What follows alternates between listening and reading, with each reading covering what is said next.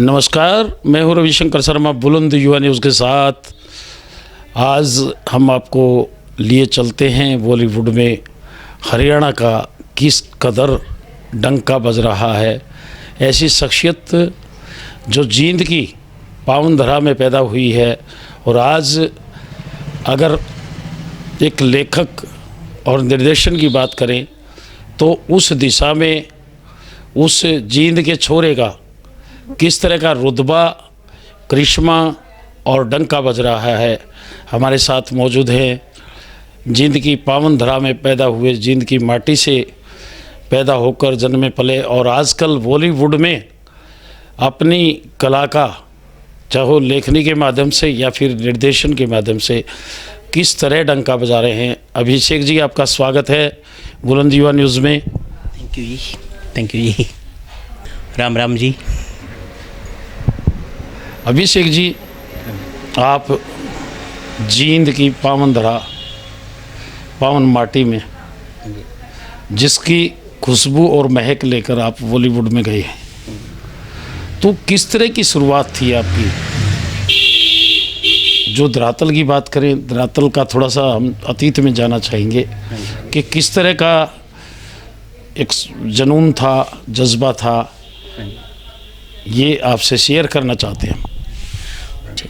पहले तो जो वर्ड ही है बॉलीवुड, वो उससे प्रॉब्लम है जी, क्योंकि वो भारत की फिल्म इंडस्ट्री है। बॉलीवुड वैसे ही गुलामी दिखा रहा है कि हम लोग हॉलीवुड को कॉपी कर रहे हैं, तो हॉलीवुड को कॉपी नहीं कर रहे। मुंबई का अलग अस्तित्व है, इंडियन फिल्म इंडस्ट्री का अलग अस्तित्व है और हम उनसे कॉम्पीट कर सकते हैं, कॉम्पिटिटर हो सकते हैं। उनके वो नहीं हो सकते क्या भाई, उनका दूसरा वर्जन, डुप्लीकेट वाला वर्जन नहीं हो सकते कि वो हॉलीवुड है तो हम लोग बॉलीवुड हो गए।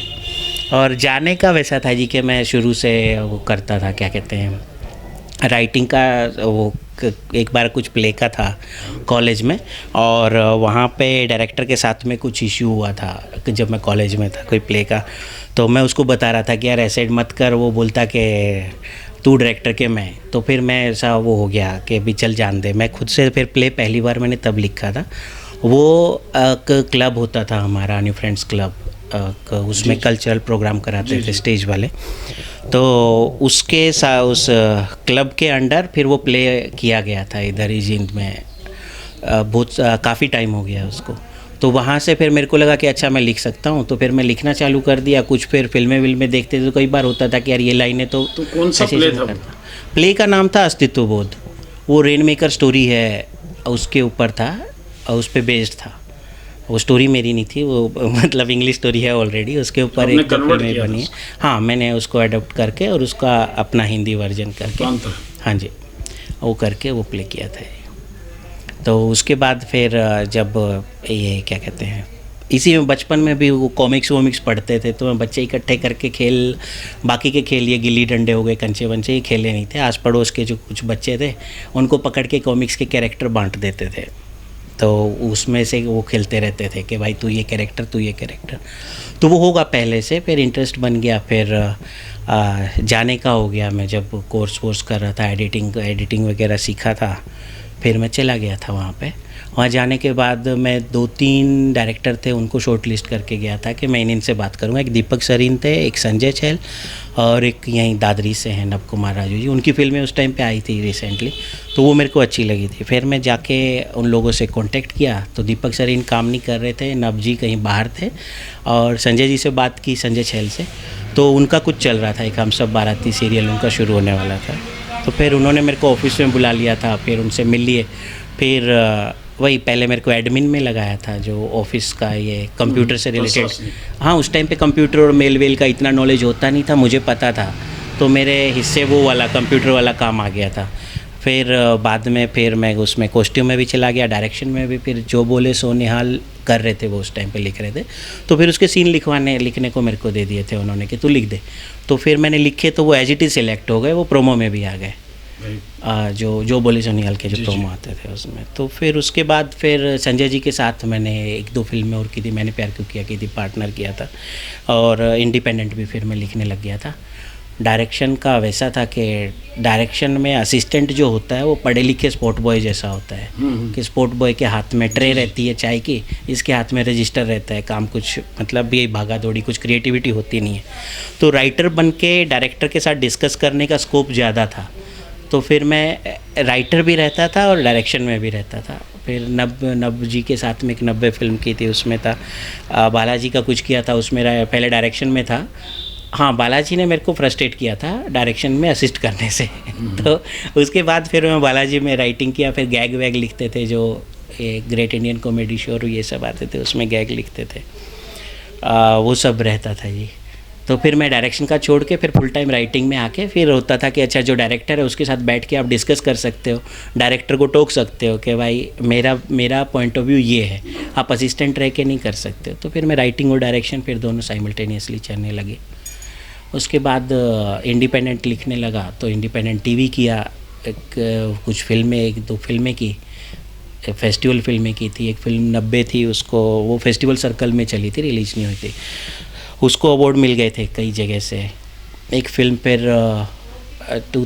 काफ़ी पहले मैंने की थी, उसको लास्ट ईयर एडिट मतलब फाइनल करके और फिर फेस्टिवल में भेजा था। तो एक लंदन का फेस्टिवल था, उसमें से अवार्ड मिल गया था। फिर सेम फेस्टिवल एक दूसरे कंट्री में, ये यूएस में शायद ऑर्गेनाइज हुआ था, तो वहाँ पे भी वो ऑफिशियल सिलेक्शन हो गया था उस फिल्म का। इंडियन भारतीय फिल्मों की बात की जाए और विशेषकर फिल्मी दुनिया की, मुंबई की, हाँ जी, तो उसमें अगर अतीत में जाएं तो बहुत ऐसे कलाकार थे हाँ जी, हरियाणा के जी, जिन्होंने किस्मत आजमाई, कई सालों स्ट्रगल किया, हाँ जी, मगर बहुत कम कामयाब हुए। हाँ जी। क्या क्या कारण था?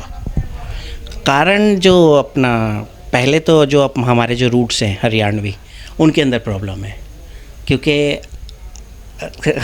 हम लोग एक तो जो हमें सहारा देता है ना उसके पैर काटते हैं, और दूसरी प्रॉब्लम ये होती है कि हम लोग मार्केटिंग में बहुत वीक होते हैं कि अगर प्योर हैं तो हद से ज़्यादा प्योर हैं, और कमीने हैं तो हद से ज़्यादा कमीने हैं। तो वो वाली प्रॉब्लम रहती है यहाँ पे। किसी का टैलेंट या आप कितने भी अभी भी देख लोगे, खाली हरियाणा की बात नहीं है, पंजाब के बड़े बड़े एक्टर थे। आप अच्छे एक्टर का नाम लेते हो तो सबसे पहले जो पुरानी जनरेशन के लोग हम बोलेंगे दिलीप कुमार बहुत अच्छा एक्टर था। तो क्या बलराज साहनी खराब एक्टर था? बलराज साहनी के सामने दिलीप कुमार को आप खड़ा कर दो तो मेरे को आप टेक्निकली देखोगे, एक्टिंग को अगर टेक्निक के लेवल पे लेके जाओगे तो Balraj Sahni much better actor हैं। संजीव कुमार बहुत अच्छे एक्टर हैं, लेकिन हम अप्रिशिएट करते हैं और फ़ैन बन जाते हैं दिलीप कुमार के, क्योंकि वो कमर्शियल वैल्यू थी। कमर्शियल जहाँ पे आता है वहाँ पे मार्केटिंग आती है, और जहाँ पे मार्केटिंग आती है वहाँ पे सक्सेस आती है। आप अपने आप को मार्केट कर रहे हो तो आप सक्सेसफुल हो, और आप मार्केट नहीं कर पाते हो तो आप सक्सेसफुल नहीं हो। और उसके बाद दूसरी बात आती है वो लक की और इसकी आती है जी, अपना तुक्के की, कि कल को मेरे को अभी तक जितना भी काम किया है, ठीक है, टैलेंट में ये जो एक आप हाथ की लाइन होती है ना, जैसे लाइफ लाइन होती है, और उसके साथ में एक हस्तरेखा में एक लाइफ लाइन होती है, एक स्पोर्ट लाइन होती है।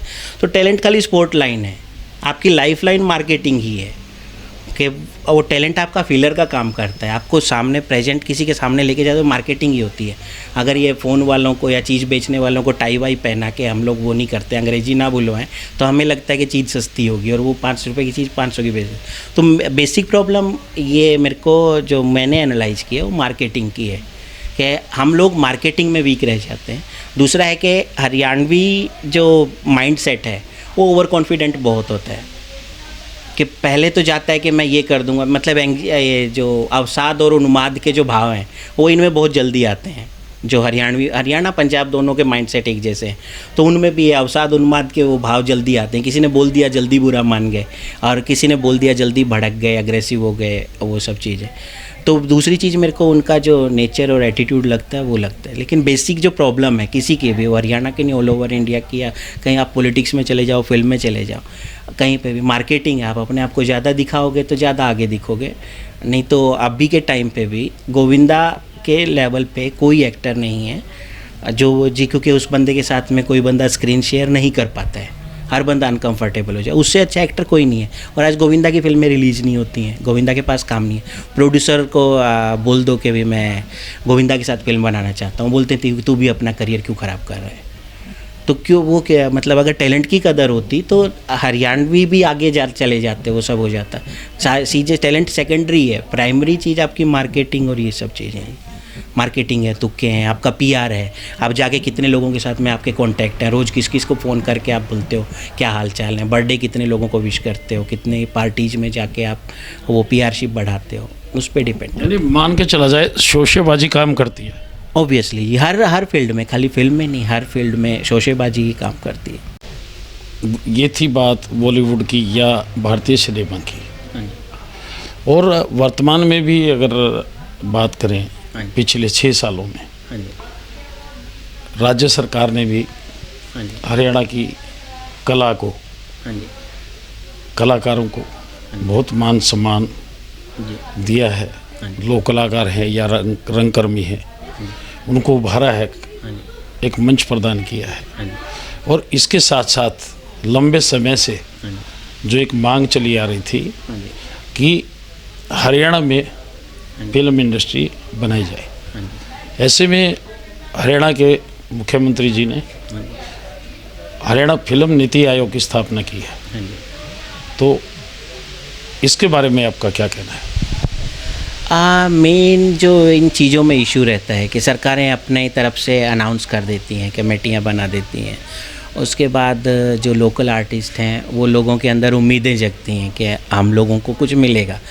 इन चीज़ों के अंदर सबसे ज़्यादा जो समस्या रहती है वो पारदर्शिता की रहती है जी, ट्रांसपेरेंसी की, कि आपका अगर आप कला को बढ़ावा देने के लिए आप आगे बढ़ रहे हैं या कोई पॉलिसी बनाई है, तो ये कौन निर्धारित करेगा कि ये चीज़ कला के दायरे में आती है और कला के दायरे में जो बाकी चीज़ें आई हैं उनसे श्रेष्ठ है? उसका पैमाना, हाँ जी, उसका पैमाने मापदंड क्या होंगे उसके, कि उस कमेटी के अंदर कौन बंदा बैठा हो, अप्रोच करने का क्या तरीका है आपको उसका। कमेटी का मैंने एक बार देखा था, मैं वो साइट के मतलब विजिट किया था, तो उसके अंदर लोकेशंस का मुझे ज़्यादा दिखाई दिया कि हरियाणा में जो लोकेशंस दी जा रही हैं उनको बेचने की ज़्यादा मेरे को वो लगी कि भाई आप इधर आओ, शूट करो, आपको लोकेशन देंगे और लोकेशन से गवर्नमेंट को रेवेन्यू आएगा, जो आना भी चाहिए, क्योंकि फ्री में तो कुछ ना तो किसी को देना चाहिए ना लेना चाहिए, वो ठीक है। लेकिन जो हरियाणवी फिल्मों की जो पॉलिसी है और ये सब चीज़ें, तो उसके लिए सबसे पहले तो सरकार का ये चीज़ होती है कि हमारा जो मैं जब आदमी में समझ आती है मेरे को, मतलब अभी एज है मेरी 38 कह रहा हूँ, तो तब से लेके अब तक मैं एक ही चीज़ देख रहा हूँ, स्टेज पे यूथ फेस्टिवल में वही डांस हो रहा है, वही गाना आ रहा है, वही प्ले हो रहे हैं, कुछ भी उसमें बदलाव नहीं आया है। आप पंजाब को देखेंगे, पंजाब में चीज़ आपके वो हैं, मतलब ये बदलते रहे हैं, पैटर्न बदलते रहे हैं और वो ग्रो करता रहा है। हम लोग जहाँ पे थे, मेरे को ऐसा लग रहा है, मैं जब 5वीं क्लास में जो स्कूल में मैं जो करता था वही आज मैं 5वीं क्लास के बच्चे को करते हुए देख रहा हूँ। तो उसके अंदर एक तो कोई आगे चीज़ें नहीं बढ़ी हैं, दूसरा कोई मापदंड इनके कौन निर्धारित करने वाला है। फिर टेक्नीशियंस जो हैं हरियाणा में, ठीक है कि क्योंकि यहाँ पे लोगों की पर्सनालिटी अच्छी होती है, कद-काठियाँ अच्छी होती हैं, तो वो लोग एक्टिंग की तरफ ज़्यादा जाते हैं, टेक्नीशियन बहुत कम मिलते हैं। साहित्यकार या साहित्य पढ़ने वाले या लिखने वाले वो लोग बहुत कम होते हैं। तो एक्टिंग के लिए तो ठीक है कि बहुत लोग आ जाएंगे, टेक्नीशियंस कौन होंगे और टेक्नीशियंस को, और दूसरी बात है कि जो लिखा जाएगा उसको कौन निर्धारित करेगा, लॉबिंग होगी कि नहीं होगी। मेरे को तो नहीं लगता कि मैं अगर आज अप्लाई करता हूँ कोई भी प्रोजेक्ट, उसको अप्रूव कर पाएंगे कि नहीं कर पाएंगे गवर्नमेंट। तो वो जो अगर ट्रांसपेरेंसी है तो अच्छी बात है, अगर नहीं है तो वही है कि जोड़ जुगाड़ लगा के किधर इधर उधर से घूम के सिफारिश ढूंढ के फिर प्रोजेक्ट अप्रूव होना है, तो इस चीज़ का कोई फ़ायदा नहीं है। यानी आपका कहने का तात्पर्य ये है, यही है कि मतलब इस फिल्म पॉलिसी में, फिल्म नीति में जो ये नीति बनी है, इसमें ऐसे लोग आने चाहिए जिनको पूरा मापदंड नीति में भी और विधा का ज्ञान हो। हाँ जी, तो यही चाह रहे हैं ना आप? हाँ जी, उसमें वैसे भी आने चाहिए जिनको ज्ञान हो, दूसरे मार्केटिंग वाले लोग भी आने चाहिए जिनको पता हो, क्योंकि हरियाणवी बोलने वाली जो डिस्ट्रिक्ट हैं वो मेन तो 3 ही हैं, जो मुझे ये हरियाणा, रोहतक, सोनीपत, ये हरियाणा, रोहतक नहीं, जींद, रोहतक और सोनीपत, हरियाणा के अंदर 3 डिस्ट्रिक्ट हैं जहाँ पे ऐसा है। अब भिवानी की तरफ चले जाओ वो राजस्थानी टच लिए मिलते हैं, हिसार, सिरसा की तरफ डबवाली साइड चले जाओ वो पंजाबी है, अम्बाला वाली पूरी बेल्ट पंजाबी है, यमुनानगर के उधर थोड़ा सा यूपी का टच मिलता है, दिल्ली के इधर जो अपना गुड़गांव और ये क्या फरीदाबाद शायद हाँ जी, वो फरीदाबाद वाली बेल्ट है। उधर भी यूपी वाला मिलता है, वो बल्लभगढ़िया जो लैंग्वेज बोली है जो उस टाइप का। तो उसका क्या मतलब, कौन सी लैंग्वेज में बनाए? हम लोग दादरी वाली, भिवानी वाली, नारनौल वाली लैंग्वेज में बनाएंगे, जींद वाली में बनाएंगे, तो उसका भी वो हो ना कि अच्छा ठीक है भाई ये चीज़ें हैं। अब पंजाब इतना बड़ा स्टेट है, उसके अंदर 3 एरिया बांट के रखे हुए हैं, दोआबा, मालवा और ये माझा। अब वो 3 एरिया बड़ा स्टेट है तो चल जाता है। अब छोटा सा स्टेट है, इसके अंदर 3 डिस्ट्रिक्ट हैं हरियाणवी बोलने वाली, उसके अंदर आप बना लोगे फिल्म, आप 1 करोड़ की फिल्म बना लो, उसके बाद उसकी रिकवरी इन 3 डिस्ट्रिक्ट में से कहाँ से निकालोगे आप? तो खाली पॉलिसी बना के सरकार के फंड आके वेस्ट करने हैं तो अलग चीज़ है। अब जैसे महाराष्ट्र की पॉलिसी है, उसके अंदर आपको लोकेशन में छूट मिलती है, आपके आर्टिस्ट में छूट मिलती है, गवर्नमेंट सब्सिडी देती है, उसके बाद वो बिज़नेस भी करती है, क्योंकि महाराष्ट्र बहुत बड़ी स्टेट है। तो हरियाणा को जो ये मार्केटिंग के पॉइंट ऑफ व्यू से भी देखना पड़ेगा। अदरवाइज गवर्नमेंट भी अगर ट्रांसपेरेंट भी हुई और सब अच्छे से सिलेक्शन भी किया, अच्छा कंटेंट भी लेके आए, तो गवर्नमेंट भी कितने साल तक आपको खाली पैसा देती रहेगी कि ये लो 1 करोड़ रुपया लो, आप फिल्म बनाओ और डुबो दो। क्योंकि कितनी पॉपुलेशन है हरियाणा की, उसके अंदर कितने लोग थिएटर में जाते हैं और उसमें हरियाणवी देखने कितने लोग थिएटर में जाएंगे।